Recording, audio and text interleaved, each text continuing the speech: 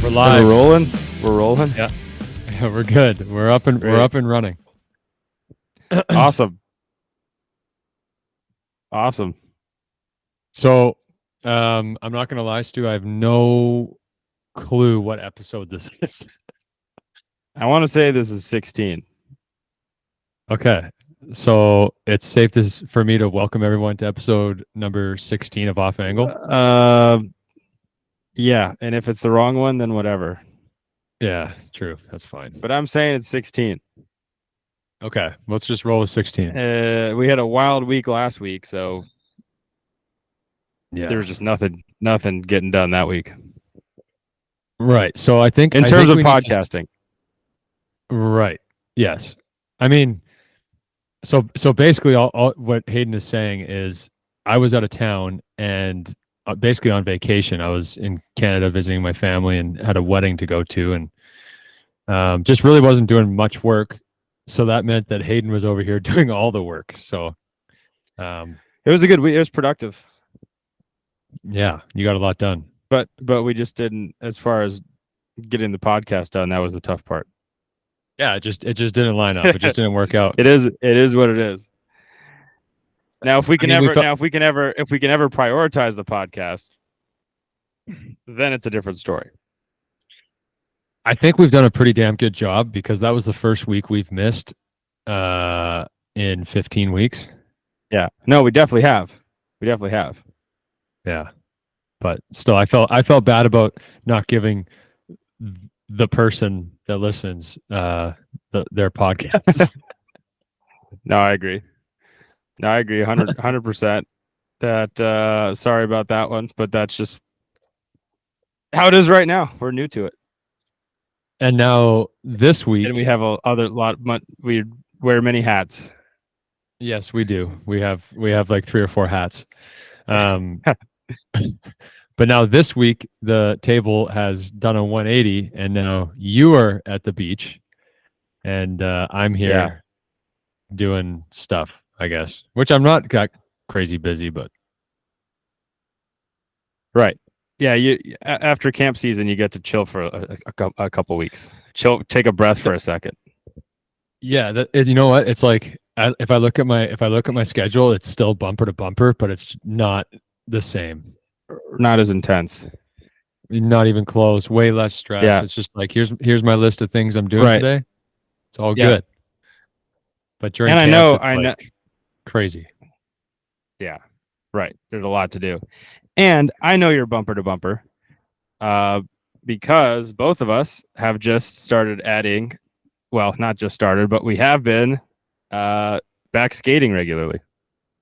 Yeah, today was, well, I guess, so I'm going to say, so in college football, and I didn't know this till like a week ago, but there's week 0 and then there's week 1, obviously. Okay. So I'm classifying this week as my week 1, and the one skate that we did prior to me going to Canada is week 0. Right. But you feel better every time you step on the ice after week 0. It only goes up. Yeah, week 0 I'm glad we did week 0, because I was like, I had a little bit of that, not anxiety, but like just in the back of my head, I knew I was just gonna feel like an absolute alien out there during week 0. Well, yeah. But that's good. I was just gonna say, so I think that, like, this morning I woke up, and because I did week 0, I was actually like excited to get on the ice for week 1. Yeah, and you're just gonna feel better than stepping in your gear for the first time, in a few months. Yeah. But you also have to think our bodies, because we've been doing so much work off ice in terms of training, your body feels way different when you step on the ice for a few months. So now you have a body that's built up pretty well, like pretty strong. Whereas at the end of the season, you're kind of limping to the finish line. Yeah, today would have been my first day ever because of my new training routine. Yeah, that I felt stronger and more powerful than mid-season in the past, is when I probably would start to feel like that, Yeah, right. In the past, and you know this, I did a ton of cardio, and Yeah. I would do like some strength training, but not much. Like I wasn't lifting heavy or anything like that. No, not heavy like you are now. Right. So I was pleasantly surprised when I was on the ice right as soon as I stepped on. I started just kind of warming myself up, and then I kind of got into some more detailed movement drills. I was Yep. like, dang, like I feel good. That's what I'm saying. And I know that you're a little bit new to this, but I've been doing this now for a while with my trainer. But I'm telling you, man, the heavy strength training and making strength training the foundation of all the training, I feel like just makes everything better. Yeah. Like you just feel your body just feels so good on the ice. You're strong, you feel fast, you're still really mobile, but just your ability to get around and explode when you need to, and push and stop and everything is just enhanced. Yeah. Yeah, I agree. I mean, obviously, this is my first time, like I said, kind of going through this. But Yeah. the one thing, the only, it's not really a negative. I guess today it was kind of a negative, but I'm not worried about it because of how many skates we have in the next month. Was I was so like obviously I was in sick cardio shape. The Yeah, past you feel like few you're in really good preseasons. shape. Right. So I would go out there and I would just like unlimited reps. Like honestly, Yeah, I could just right. I would not my lungs were not getting tired. Yeah. Today, I mean we actually did quite a bit today. I mean obviously I was the only goalie out there because you're at Right. the beach. So I had a lot of reps, and I don't want to be misunderstood. So I never necessarily was like, "Oh my God, I'm dying out here," you know? Yeah. Yeah. But I definitely I did feel it in my lungs a little bit more so than I would Yeah. mid-season per se, or even last year at this point when I was in sick cardio shape. Yeah. But I felt better, more powerful, and we have 4 skates a week for the next like 5 weeks. So I'm definitely not concerned about it. No, I think that's the thing is I think it's if you're consistent, it's pretty easy to get into game skating shape if you're pushing yourself. Yeah.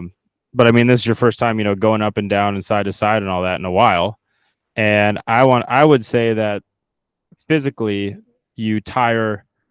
Maybe you're sucking wind a little bit, but I would say physically, as far as moving around, you don't tire as fast. Like your muscles have the ability to reproduce that same power output they just did on the previous rep for a longer period of time, if that makes any sense.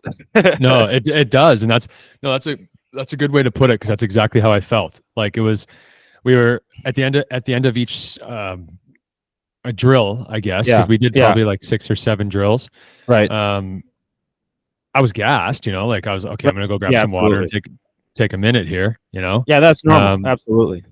But then by the time myself or Collie or Simmer, whoever was explaining the next drill we were doing, I was just like ready to go, and I felt great. So I was pretty excited. I got home and Caitlin was like smiling. I think she was expecting me to like barely make it over the fence as I like come in. Yeah, you're like limping in. Yeah, and I mean, in her defense, last time she saw me on the ice, I could barely get around. But right. No, she was like, "How was it?" And I was like, "Awesome." I felt great. Yeah, but I mean, that doesn't mean you're not sore, but you probably are less sore than you used to be. I would say though, when you're trying to ramp back up though, like this, which is what we're doing, you do feel sore the first couple days or maybe the first few days.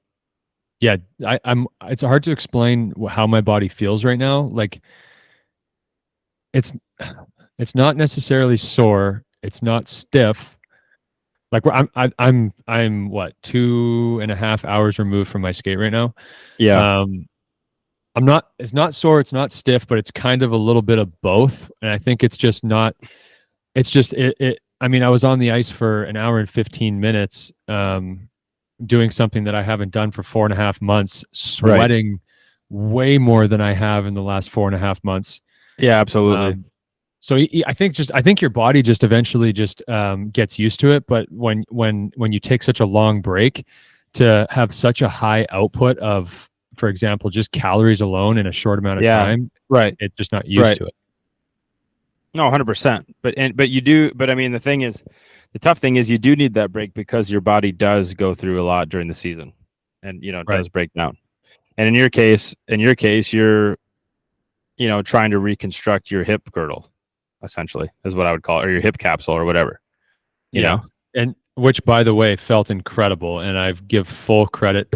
I mean, obviously, there was the rehab process at the beginning, but I give full credit to our strength and conditioning program for my hip. Like it's hard to explain, but it was like the last 2 months of my season last year, which would have been like Yeah. October, November. It was it was it was extremely frustrating and disheartening to go on the ice every day because Right. and I was explaining this to one of the goalies that we coach and his grandma yesterday because he was going through a little bit of pain.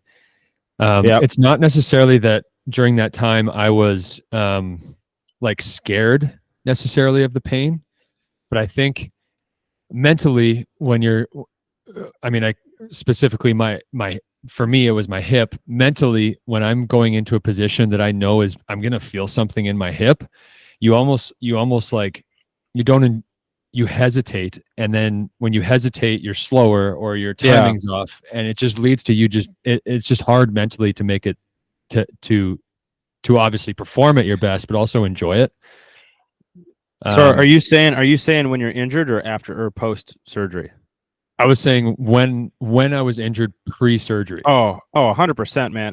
But I think like as much as you want to tough through it, I don't know. I'm not necessarily sure that there's anything you can do about it because I mean your brain is always going to subconsciously protect your body. Like your body's always going to want to protect itself.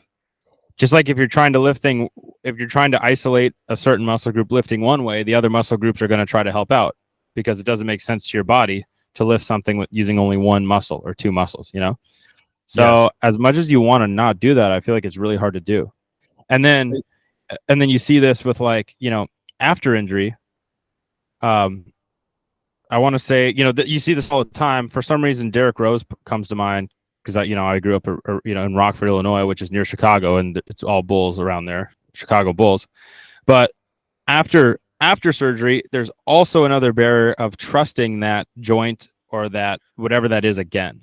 So like you're so used to it being one way, and then you have 6 months of rehab where it feels weak, or you can't use it the way you used to. Now it's getting over that mental block of being able to trust that where that injury was repaired, that it's going to be strong again. 100%. I think from my experience, I definitely went through that, and from March to April last year. Yeah. Like I'm on the ice and it's a slow process where you're like, okay, let's try this. Okay, that's fine. Now let's try that. And there's like probably 20 of those days or steps that you go that I went through. Yeah. But I mean, I feel lucky because I got to do that and I got to go through that stage, and then I had 4.5 months off to get strong. Right, which is huge. And so the whole point I'm trying to make is now that I've got strength, more strength than I've ever had, and now that I can go into my reverse VH without subconsciously knowing that it's going to suck. Yeah, right. And potentially, if I'm being honest with myself, actually going out of my way, which I probably wouldn't have admitted this before, but going out of my way to not put myself in those positions that hurt. So for example, if are you talking about in March and April? No, I'm talking about, sorry, I'm doing a bad job at while you're playing. I'm talking in November when I was pre-surgery. Yeah. For example, a puck would go in the corner. Normally I would just, if I was down, I would just slide into my reverse and hang out there. But during that time, it hurt to do that. So I would get up onto my feet and hang out on my feet on my post. Okay. You know what I mean? Yeah. So it was refreshing for me to get out there and yes, feel good because I'm stronger than I was before, but also my hip, there was no pain, Yeah, that's awesome.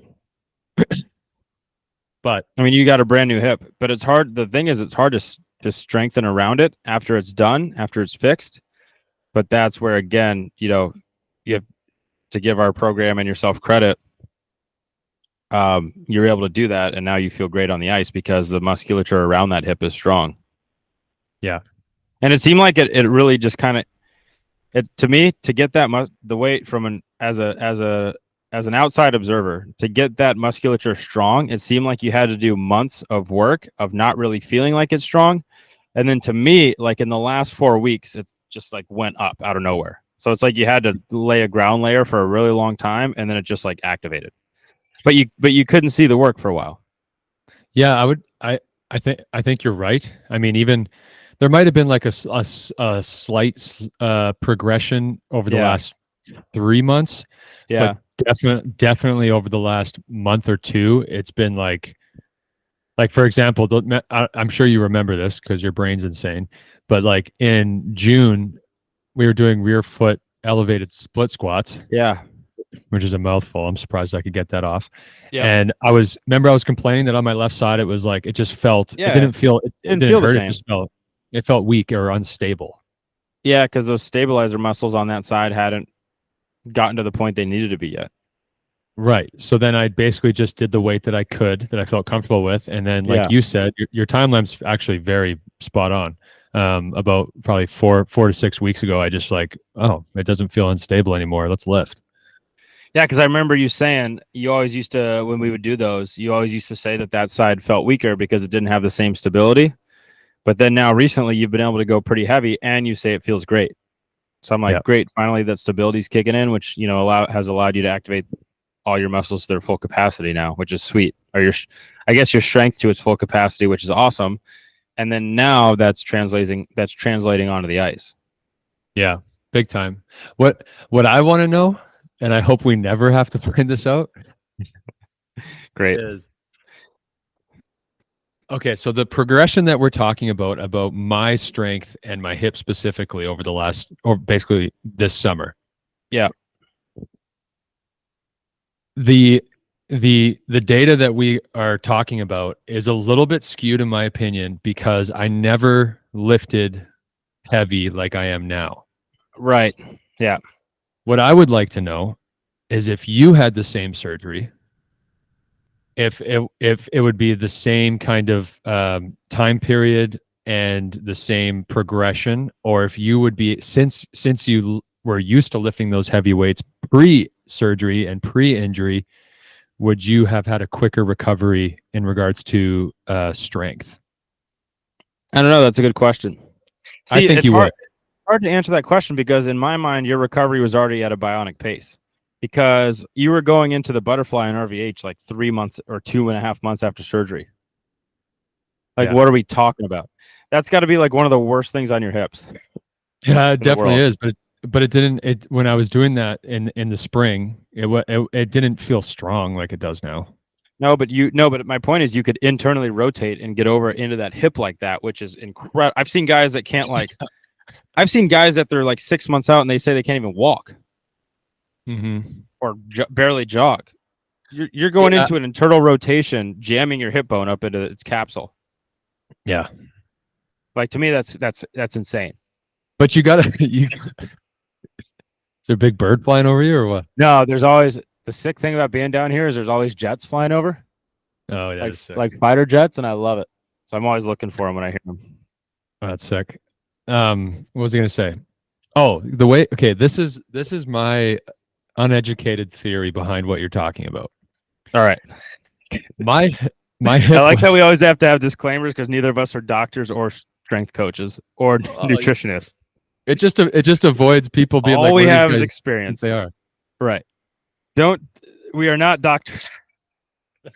Do not take any of our medical advice. Not that we give any. We're not doctors. We're not strength conditioning coaches, and we're not dietitians. But we sure talk like shit sometimes. It's just because the nature of what we do, we've had to work closely with everybody and people in those fields for years. So just from experience, we have to know something. Right. Yeah, you're right. This episode is brought to you by Vita Era Hydration.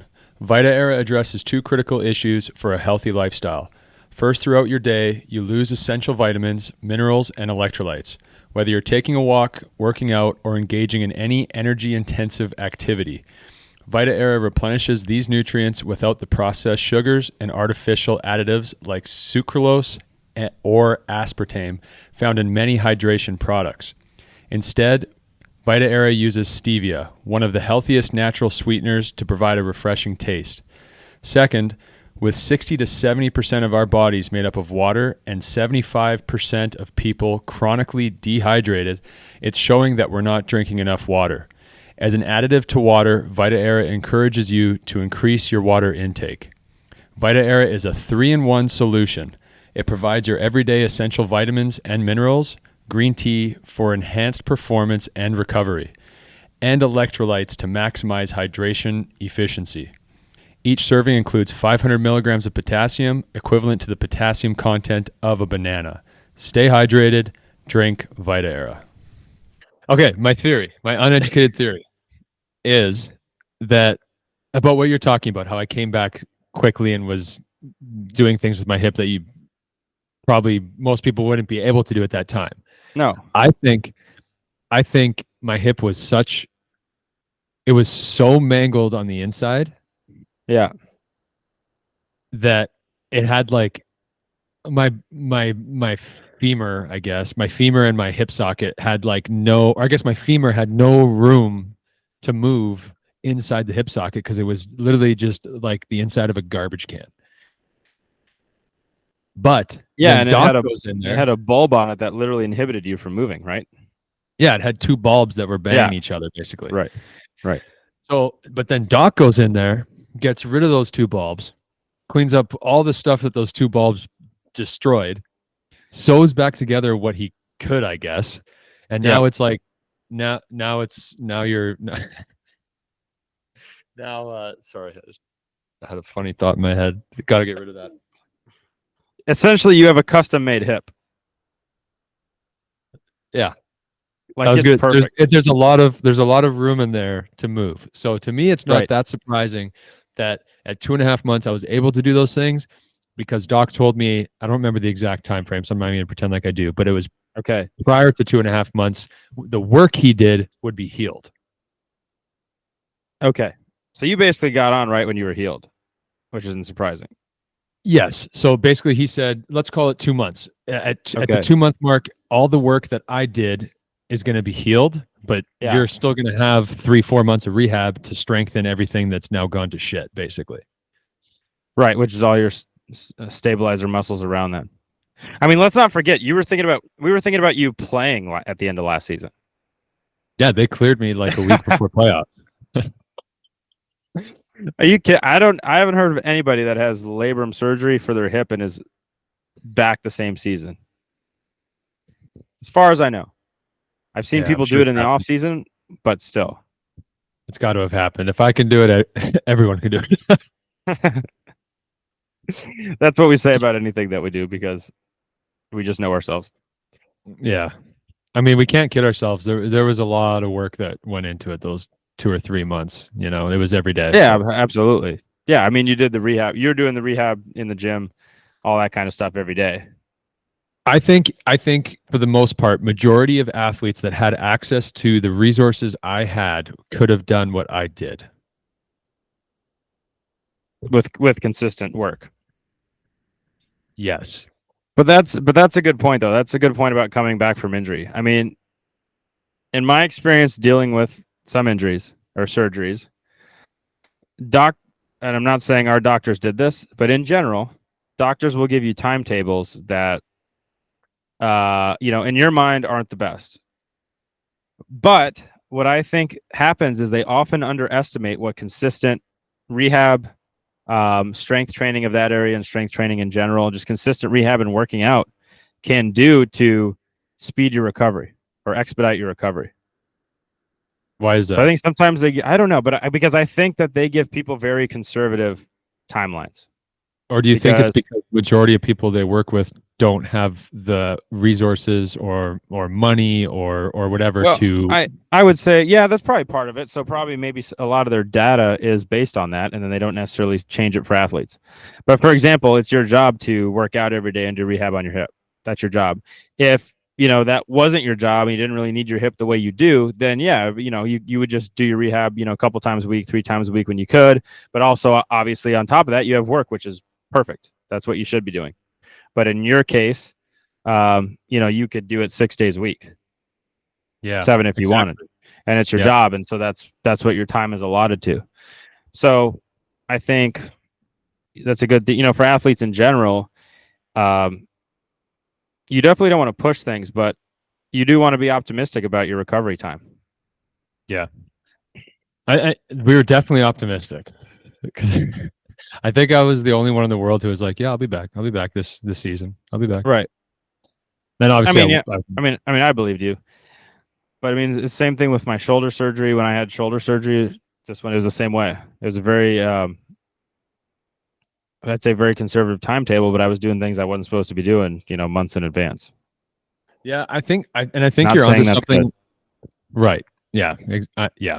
I think you're onto something in regards to maybe doctors in general just pull the average, which I wouldn't necessarily blame them, but I feel like if I was a doctor, I'm not saying mine did this because he actually didn't, but if I was a doctor, I'd be like, wait, what resources do you have?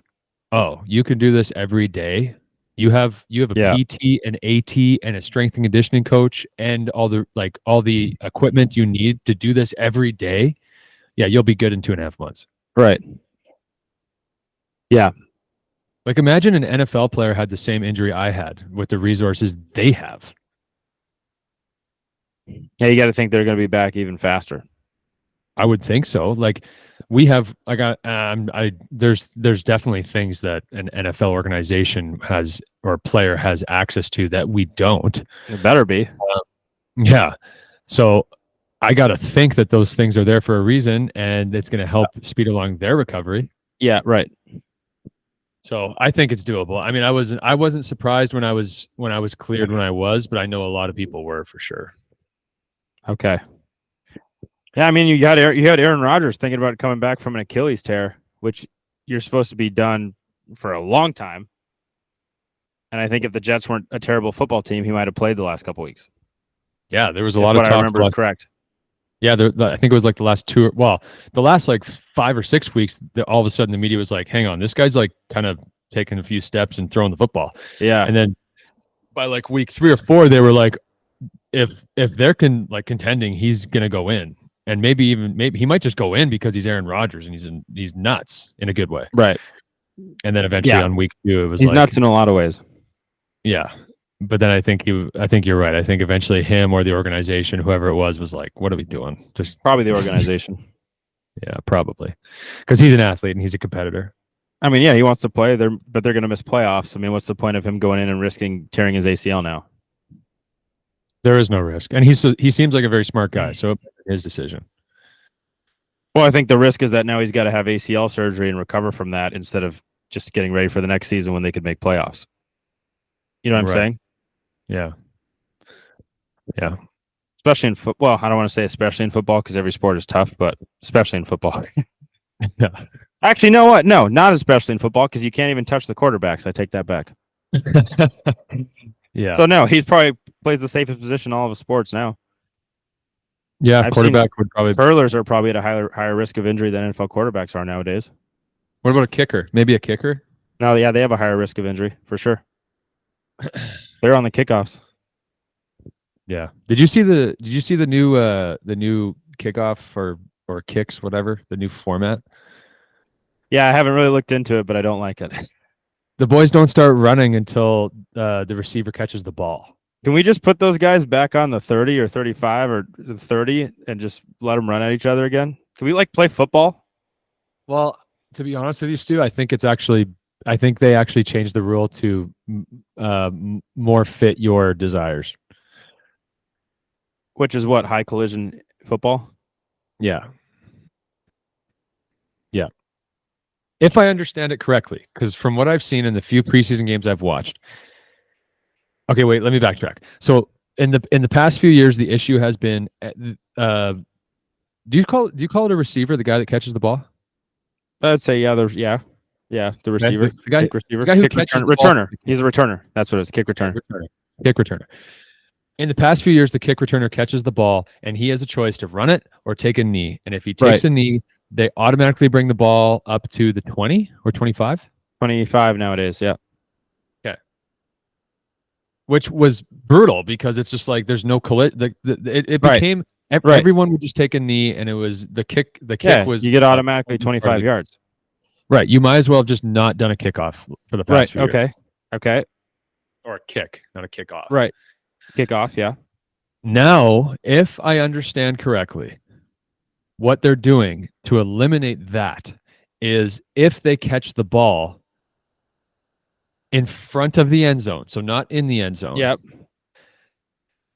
It's either that they have to run it, or if they take a knee, it's down where they caught it. I think that's how it's always been, though. If you give yourself up at the 3-yard line, you're down at the 3-yard line. No, in the past few years, it's been they do that. They take you up to the 25.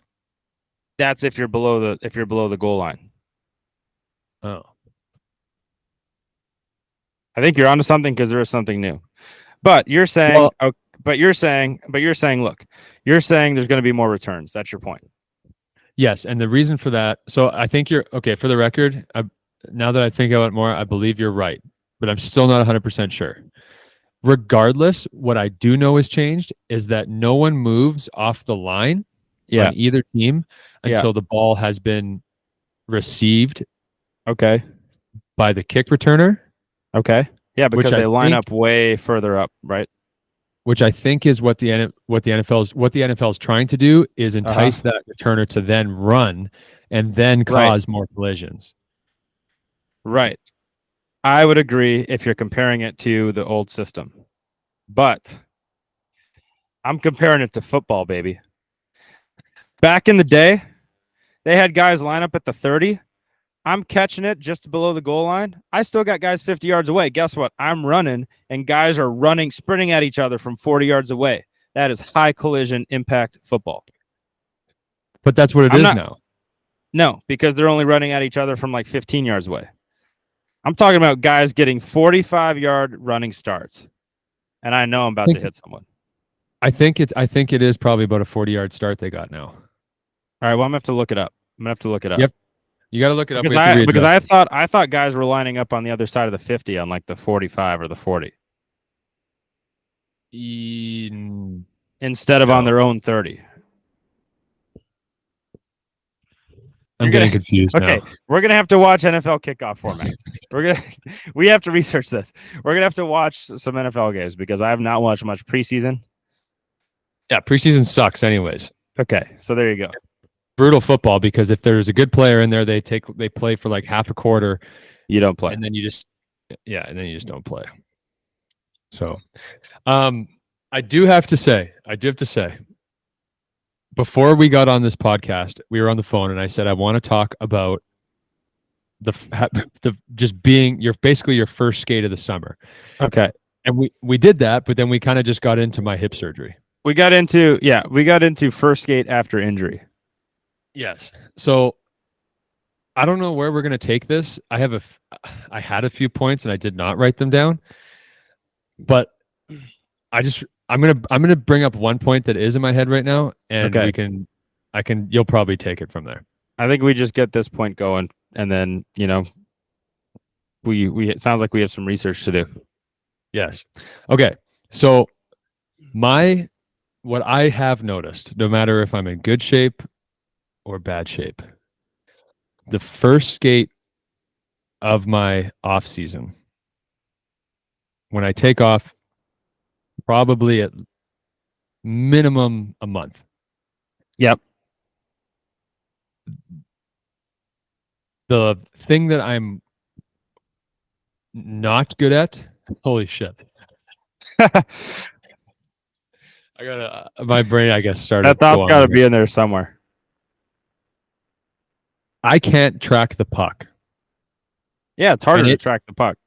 Like it is there. I think I said to you on week 0, the puck, we were doing warm-up shots and it was like the puck I saw it release from the blade and it was going slow.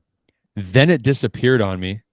And then the last like 6 feet, it was like zoom, like right into my glove or in the back of the net, or, basically. or more than likely in the back of the net. So I don't know if this is an issue for everybody, but for me, it's like I encourage the boys to shoot out from far away, not because I'm being soft, but because I'm literally just trying to get my eyes to work again. Yeah, well, that good luck getting that to happen. Well, you should have seen today. The first drill we did, I had them stationary shooting from the top of the circles. Uh-huh. It was great. How bad did they walk it into the hash? Oh, Collie did. Well, Collie walked it in like 3 steps, but Simmer and Gloves were stationary. Okay. Yeah. Okay. Yeah. Yeah. But you got to think they're also like they're cold too. They haven't. Gloves scores goals from there. Yeah, but I think it's a little bit easier to shoot a puck coming back than it is to track a puck. I'm going to be honest with you. Yeah, probably. Yeah, definitely.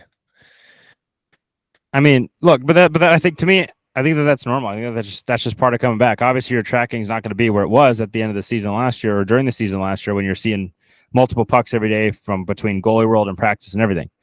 I mean, the whole point of these skates now is to get things back in tune and then improve some things.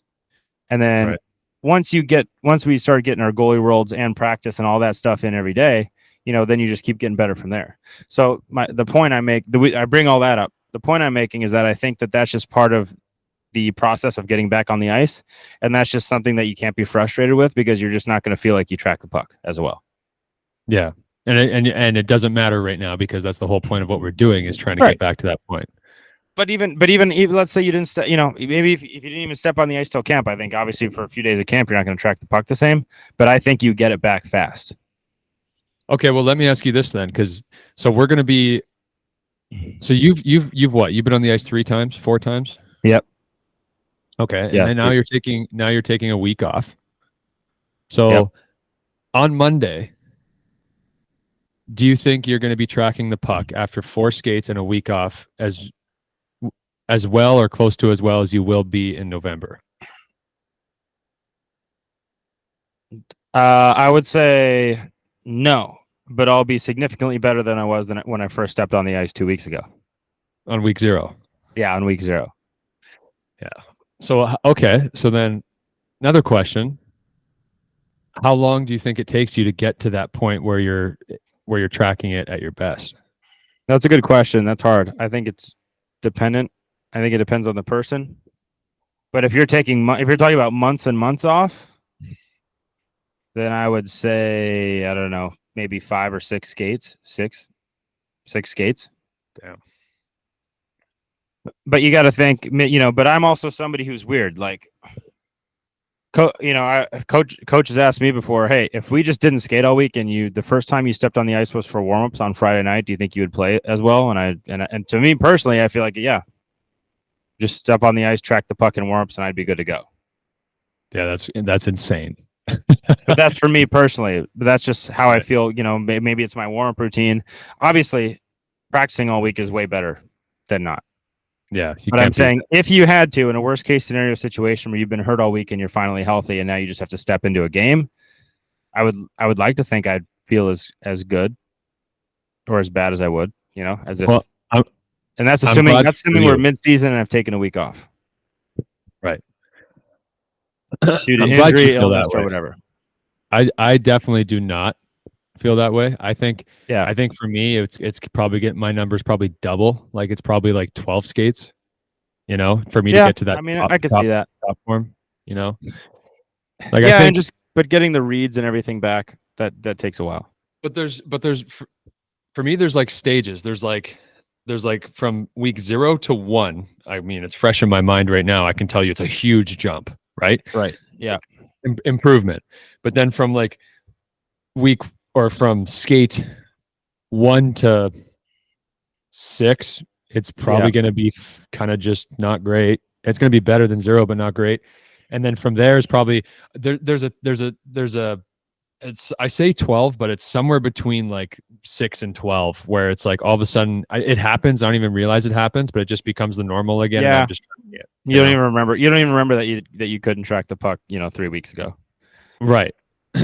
Which I think is a pretty good number. If you're in between 6 and 12, I think that's fine. Yeah, I think that's probably when you feel like you're actually like you feel normal on the ice again. Which begs the question, why does okay, I want to make sure I'm careful here. What's the point of skating in okay, what would be the benefit of, I guess, in our shoes, being guys who've played for a long time? Yeah. What would be the benefit, if any, of us getting on the ice, say, or taking a 2-month off season instead of a 4? Well, I mean, you're just hopefully you're just working on stuff in the off season would be the benefit. Okay, so So like skill development or something. okay, so but our age, I don't know. It's a little bit different because we're 30 or close to 30. So I mean, we're going to still keep develop. We're going to obviously continue to develop our skills, but a lot of what makes us better now is our reads mixed with our skill. Yeah. That's kind of why I don't know. You have Tim Thomas and Marc-Andre Fleury and Pekka Rinne all winning the Vezina at like 37 years old. Right.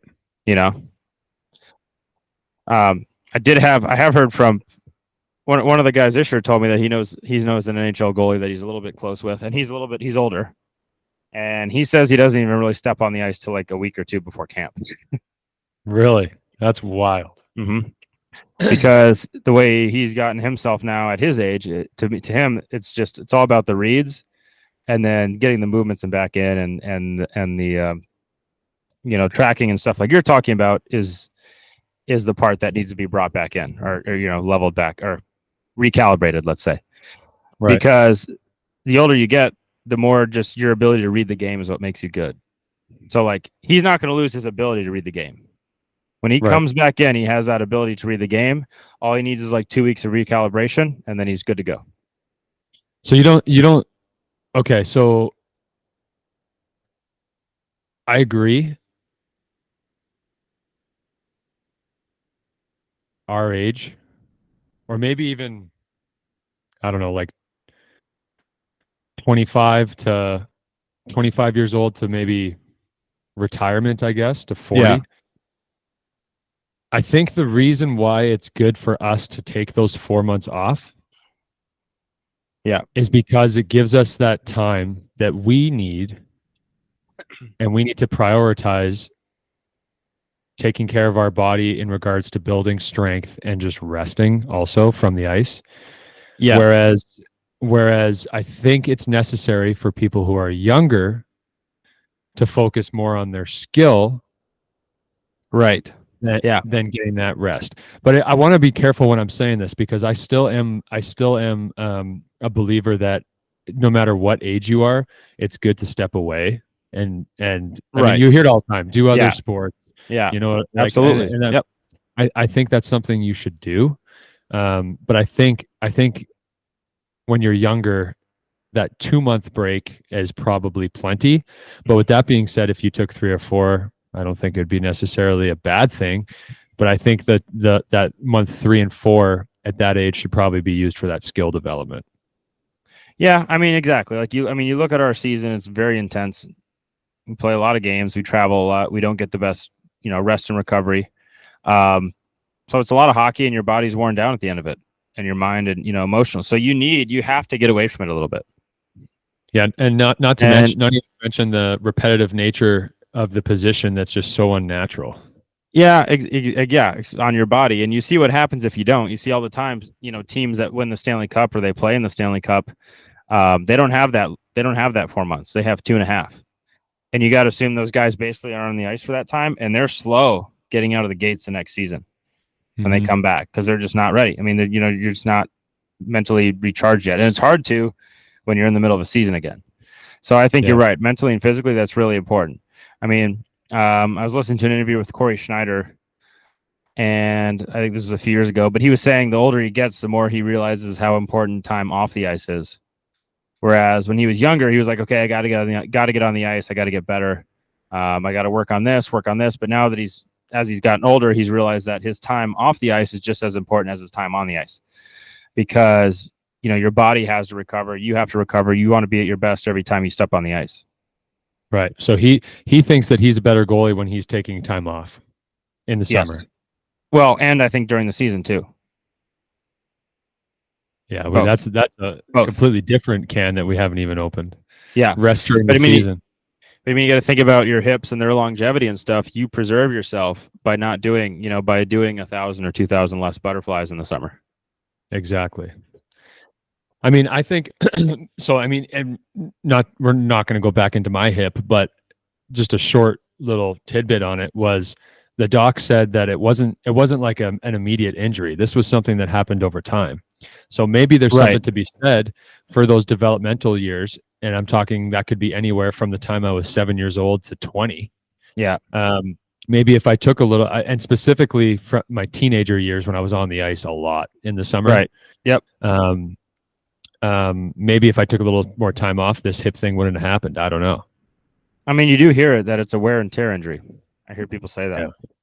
But I think it's more. I will say I think this specific injury that I had was more. It could have been. It was more so to blame at the fact that I just didn't take proper care of my body the way I should have in those years. Not so much the fact that I was on the ice and working out a ton.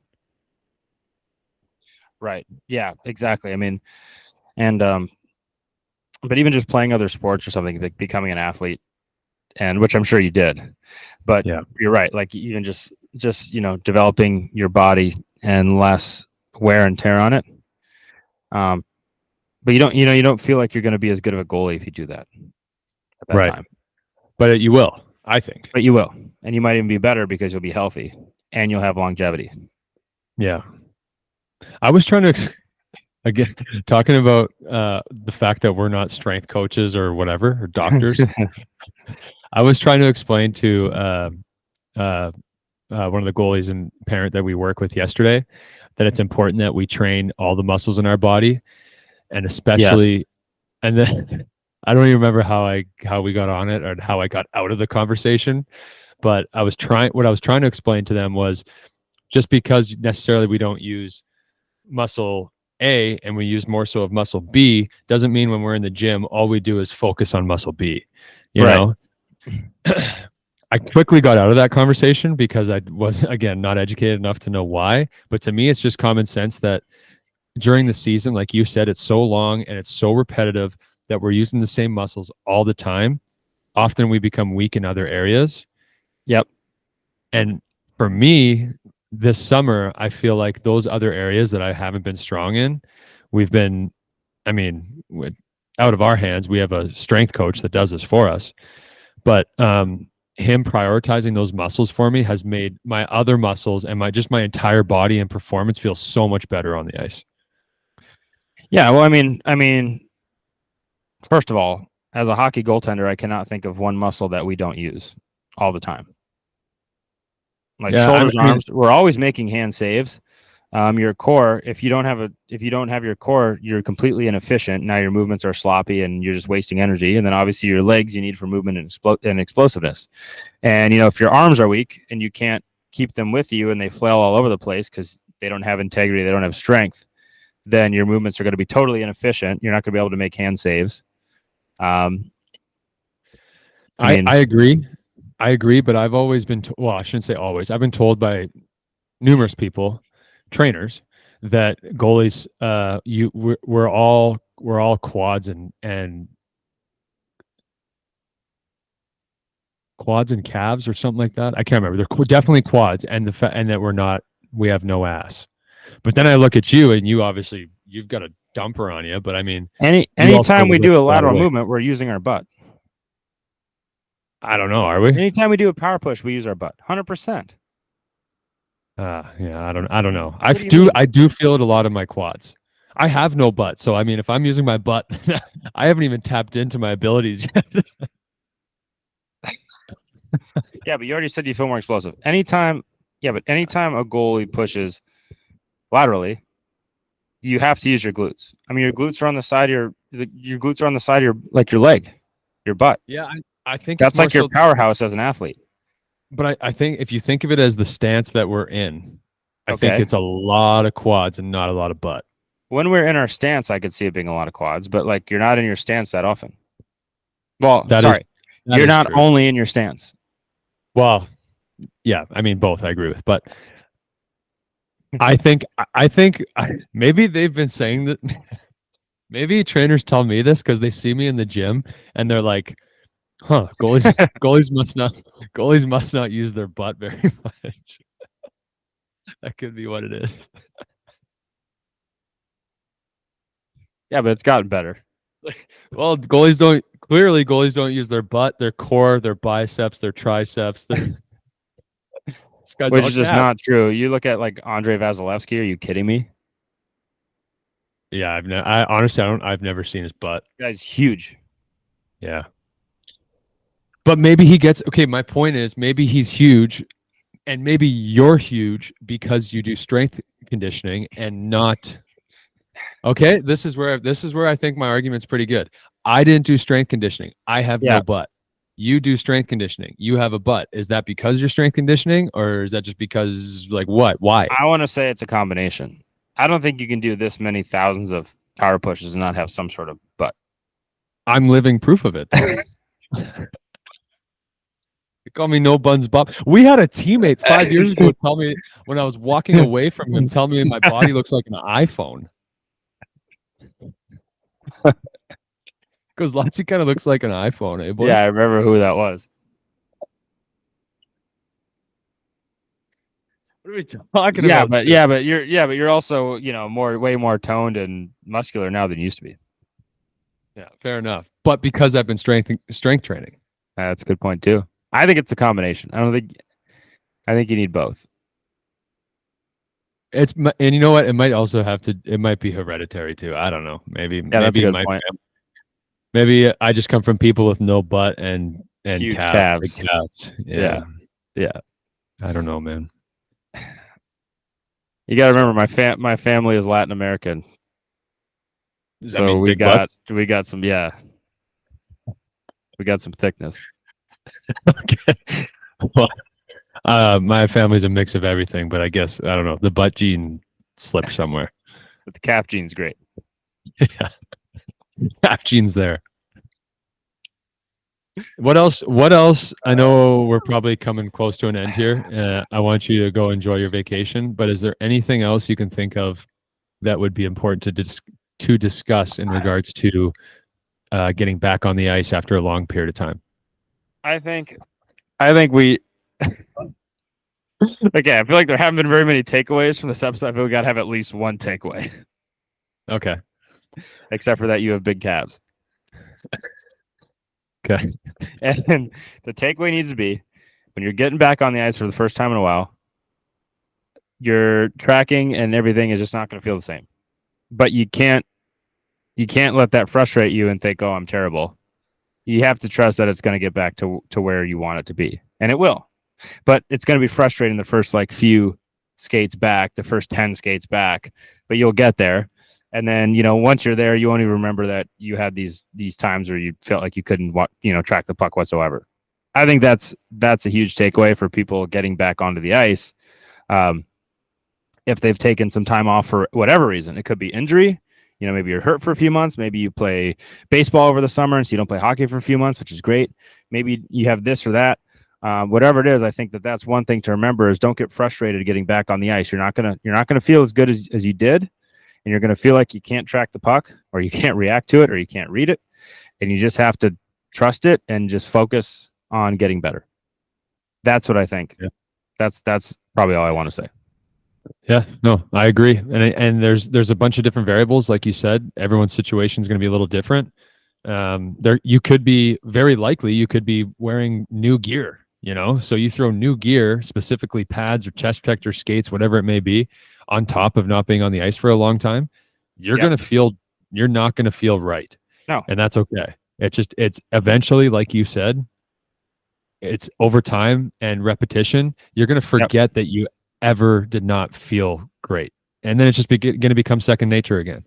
So I think another thing to take away from this, obviously, is from my experience, focusing on strength and conditioning in the off season I'm saying this. Yeah. I'm saying this after one day on week one of skating where I felt good. I could go out tomorrow and feel terrible, but I do believe that strength and conditioning, take it from me, is huge in the off season. It Strength, gets your yeah. body. I think after a long grind of a season, which obviously I didn't really go through this year, but I've been Mhm. going through for the last 20 years, Yeah. taking that time off the ice, giving your joints a break from the unnatural reality of the position that we play, and just building strength all over the place is huge. It recalibrates. I feel my body feels recalibrated. So 100%, because I mean, you're broken down at the end of the season. Essentially, your body's broken down at the end of the season. So once you do all those months of strength and conditioning without breaking it down more by skating, like you don't build it and then break it down again, you just keep building it up. Once you get back on the ice, it's almost like your body is so good that it doesn't feel right. yeah. And, I think you're gonna feel weird all over.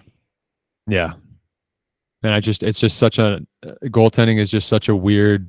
It's just such a weird position, sport. I don't know. I don't know what the right term is for it, but it's just. Well, I always say the human body was not made to play goaltender the way that we play. And on top of that, like even if you're not a goaltender, people have joint problems all the time. Exactly. Yeah. Joint. Yeah. I always say the only thing the good Lord messed up was joints. Right.